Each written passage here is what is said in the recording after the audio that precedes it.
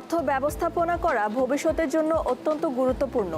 আপনার প্রতিদিন অথবা প্রতি মাসে কত টাকা আয় হচ্ছে অথবা কত টাকা খরচ হচ্ছে সেটির হিসাব আপনাকে রাখতে হবে এবং ভবিষ্যতের জন্য সঞ্চয়পত্র অথবা ফান্ড রাখতে হবে যেন আপনাকে ভবিষ্যতে বিপদ থেকে মুক্ত করে।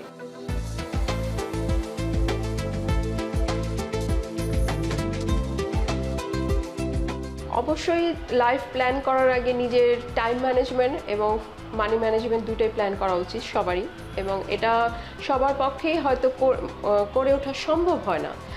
আমি বলবো নিজে যদি না পারি, যারা প্রফেশনাল আছে, বড়রা আছে, যারা অলরেডি করছে কাজ, তাদের সাথে পরামর্শ করা, তারা কিভাবে করছে, বিভিন্ন জায়গায় রিসার্চ করা যে আমি এই কাজটা করতে যাচ্ছি, এটার জন্য আমি উপযোগী কিনা বা আমি আসলে পারবো কিনা।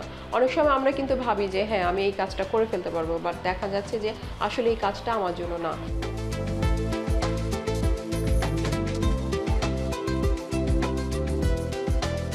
যে কোনো কিছু শুরু করার আগে, সেটা ব্যবসায়ী হোক আর চাকরি হোক, আমাদেরকে আগে নিজে কনফিডেন্ট হতে হবে, তারপরে অন্যান্যর সাথে পরামর্শ নিতে হবে যে কিভাবে আমি তারা করেছে তাদের কাছ থেকে শুনে দেন আমি আমার প্ল্যানটার সাথে মিক্স করে তারপর আমি সাজাবো যে আমার টাইম ম্যানেজমেন্ট কিভাবে করব, আমার মানি ম্যানেজমেন্টটা কীভাবে হবে এটা যাওয়ার জন্য। আমি যদি জব করি আমার খরচটা কত হবে, আমার সেভিংসটা কত হবে এবং কেন কিভাবে করব, কিসের জন্য, একটা কারণ থাকতে হবে সামনে।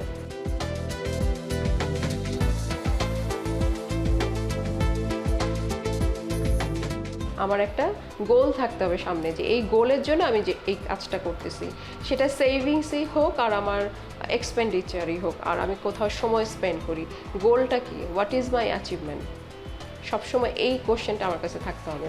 দ্যাট আমি what I will achieve from it, what is my achievement, আমি কী অ্যাচিভ করতে চাই, এই অ্যাচিভমেন্টটা কী সেটা মাথায় অলওয়েজ রাখতে হবে। আমি যদি কারোর সাথে কথা বলি, আমি যদি আমার একটা ফ্রেন্ডের সাথে কথা বলি, কেন আমি কথা বলতে, অ্যাচিভমেন্টটা কিন্তু আমার ভালো লাগা, মেন্টালি রিফ্রেশমেন্ট, তো সেম জিনিসটাই কিন্তু আসে অ্যাচিভমেন্ট।